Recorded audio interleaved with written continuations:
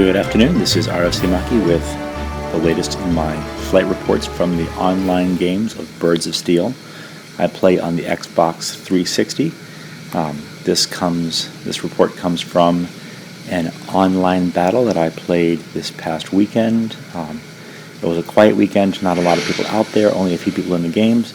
I had set this game up as a sim game. Usually I play a custom sim setting. I prefer that because it locks people into a cockpit, and I like to be able to eliminate the map markers. But this game, in order to lure more people in, I set it up as a sim setting, which means the map is active and pilots have the option of going third person rather than being locked in their cockpits, though I only ever fly in cockpit.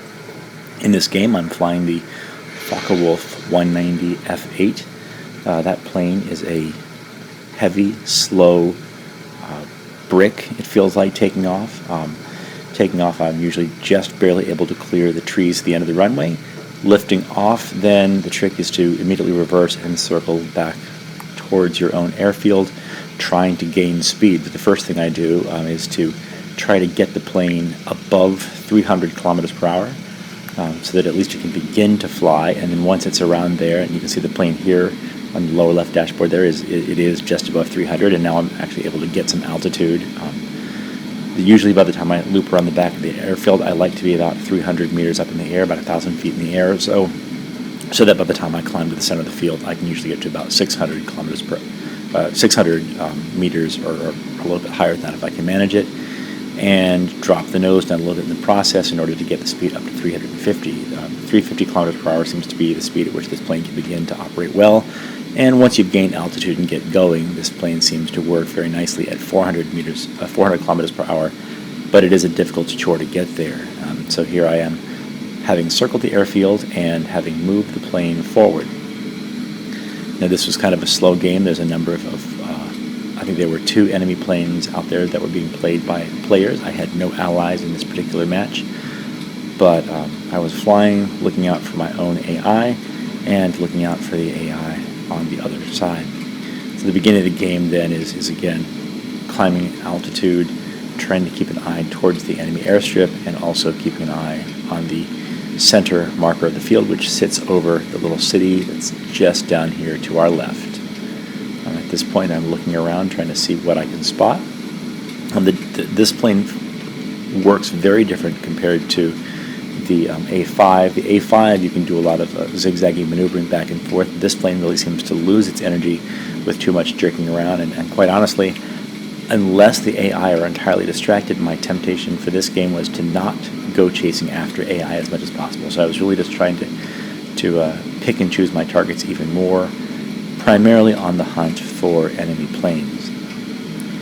So here I'm moved into the center of the field, begun circling, and am looking around for enemy AI, or looking around for enemy players, that is.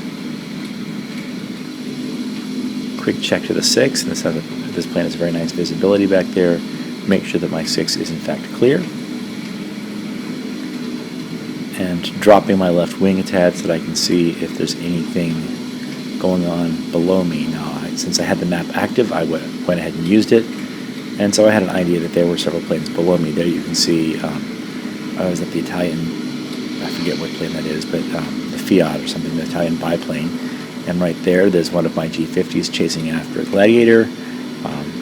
Chose not to follow them or go after them. Those Gladiators move around a little bit too much that this F8 has difficulty following, but you can see them chasing and circling back towards the enemy airstrip. In my circling, I'm losing a little bit of altitude, but trying to maintain some speed. They're keeping an eye on the enemy airstrip to see who's taking off, and a couple planes still circling around. So there's a lot of time in this game spent in the hunt. There's another set of planes back there over the river, but none of them appear to be the enemy planes, and that's what I'm primarily in this instance looking for. It was around this time that I got the message that one of the enemy team players, actual players, was just taking off the airstrip, and so here I am observing. You can actually see, if you look carefully just past the force at the end of the airstrip, what appears to be a bomber taking off, and I think I was salivating at this point, hoping to be able to score an easy kill.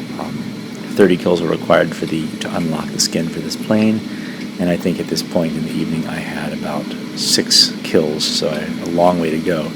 There again, I'm visually tracking the enemy bomber. It appears to be flying fairly low, which is what a lot of players like to do, to fly low. So I work my way in behind it, and I drop my nose down here. I'm hoping to slide in behind it just above the screen. My least favorite part of the Focke-Wulfs is this big metal frame that holds the glass, and you can see that obscured my vision.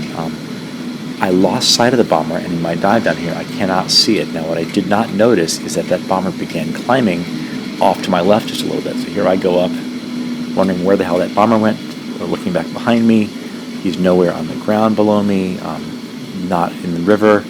So I'm trying to regain altitude, circle around, get up back up on my perch again to see if I can find where that bomber went. And I completely lost it. I was completely baffled as to what happened to it. Again, I lost track of it in the process of chasing after that poor guy. So I'm headed back towards my airstrip. He's got to be there somewhere. I check the map and see that sure enough there is a dot somewhere, but I couldn't find it. What I had not considered at the time was just about the time I went diving was the bomber in fact started climbing. I'm a little surprised that the bomber was able to climb with the speed that he did, but there you spot around my altitude, and still climbing in fact, is a B-17 bomber. And so having relocated my prey again, I decided to approach this guy from the side and work a little bit on deflection shooting. These B-17 pilots are often aware of you using their tail gunners, but here a quick burst and you remove the tail section off this plane. The best part about the B-17 having been shot down is the parachuting. 1, 2, 3, 4, 5 different parachutes flying down. I have no idea what the actual number of crew in a B-17 is, but it looks like 5 guys bailed out of that one. And immediately I heard some shots coming from behind me, and without really looking, I did a dive in order to attempt to get away from these guys. A dive with a twist at the bottom. That wouldn't fool an AI, but it might fool a real pilot. And if you look behind me, it appears that there actually was another player behind me that got lost on this move. I flipped over to try to discover him and lost sight of him, couldn't find him at the moment. Quick check to the 6 and see that my 6 is in fact clear and that I am good to go. Of course, that double dives back there caused me to lose some altitude. There are those 5 parachutes again on their way down, but that caused me to lose some altitude, so I head back towards my own base and attempt to regain altitude again, climb up onto my perch, regather some speed, and regather some altitude. Now the trick is to try to hunt for the guy that was shooting at me.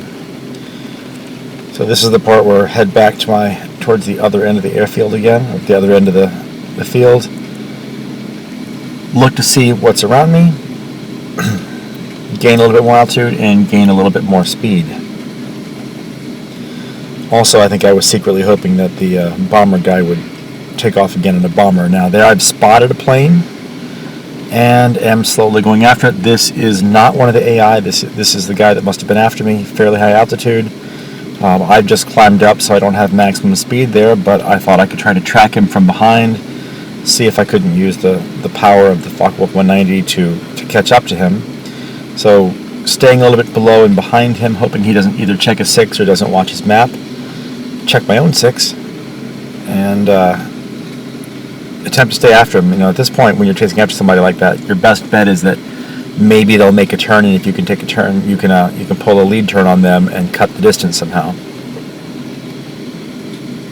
So he's still several hundred meters ahead of me, and as predicted, he makes his turn, so I pull a bit of a lead turn, a little bit of lead pursuit to cut the distance. He doesn't continue going off to my left. He heads back over his airfield, but by this point I've gained speed on him and am rapidly picking up on him, and so now I've got to try to smooth my approach. And he drifts, but I did manage to hit him. Unfortunately, in the process, his wing broke off, slapped into my wing, knocked my wing off, and I died. So I got the kill, but I also crashed my plane. In retrospect, what I should have done was to pull back on my speed. I did not do that. I kept my speed full. I think my hope was to sort of go under him and then pull back up. But as such, I crashed my plane. So after the respawn, the trick is to get back up and get back into altitude again, hoping to be able to find him and or the bomber. And at this point, I assumed that if the other guy was in a bomber, that he probably would be after my airfield and on his way here pretty quickly. So also I wanted to take off as fast as I could. You can see my AI on the ground firing at something, which tells me that something is kind of in the area, and I wanted to make sure that I was off the ground before the bomb started falling. In fact, there goes a plane over my airstrip right there. But I'm in no condition to do anything in this plane. Again, usually by the end of the runway I reach 200 kilometers per hour, just enough to get off the ground, and so here I'm very close to 200, nothing near the 350 I would need in order to do anything, and having difficulty getting any kind of altitude. So I head back in his direction, maybe to give a little bit of pursuit, but also just to sort of gain some speed and some altitude if I could manage it. But not a whole lot's going on there. You can see the flak bursting in the sky, so I'm headed that direction just to see if I could spot it, with the hopes that perhaps that was a bomber that I could go after, but I'm not even really sure where this guy was at the time or what he was doing. So my first close call in this one was the actual collision with the fragments of the enemy plane. Here, I know the other plane is somewhere nearby based on the map, but I'm rolling and looking to see if I can't find where this enemy plane is, and I just don't see anybody around. So I turn back around reverse, hoping to see if I can spot where that enemy plane was. Heading back towards my own airfield up there, you can see it. And working on my way towards pursuing this enemy plane. I don't know what it was or who it was, or didn't get to see it long enough, but it appears there was some kind of enemy plane in this direction. Again, rolling and turning to see if I can't spot where this plane was, and probably my weakest part of this whole game is knowing where to spot anybody. When you see somebody on the map, it tells you the X and the Y location, but it doesn't give you any idea what their altitude is.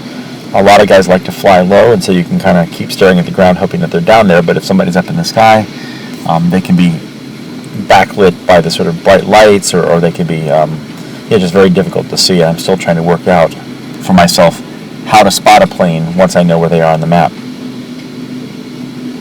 Checking my 6 to stay clear, having some difficulty finding anybody. And once again, turning to see if I can't spot that red dot, the spot where I found that red dot on the map back there.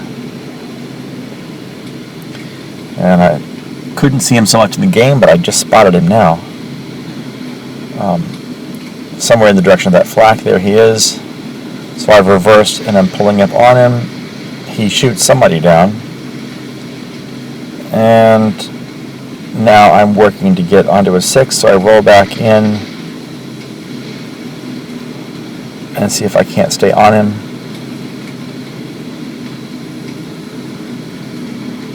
Climbed up, and he pulls a loop on me.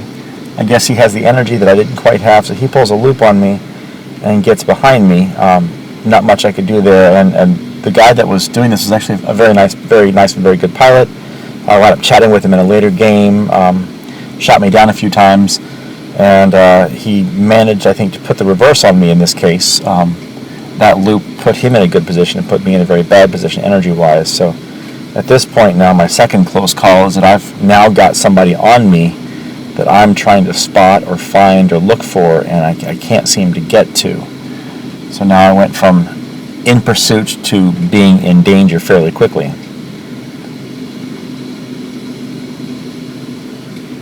Wasn't sure what that was, but that looked a little bit like the Spitfire Mark V, the light blue skin of the Spitfire Mark V. So here I am turning, trying to stay alert. Somebody got shot down, and headed that direction to see if I can't figure out where the enemy is.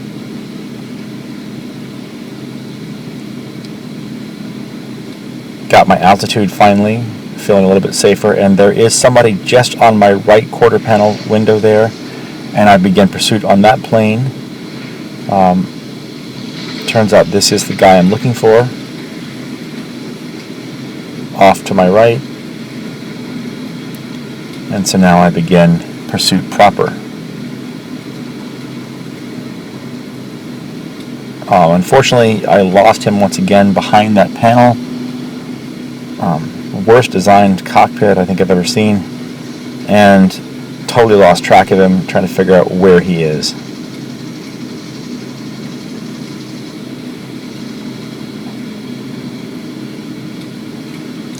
Now, he was in pursuit of me at this point, so I did a very quick dive down and nearly lost control of my plane just over the water, but managed to pull it out at the last second. I felt like I was really losing control of the plane, and here I am in pure defensive pursuit, so I'm trying to pull something like a split S to see if I can't get away. So here I've tried to do some left and right rolls in order to keep the enemy off my tail.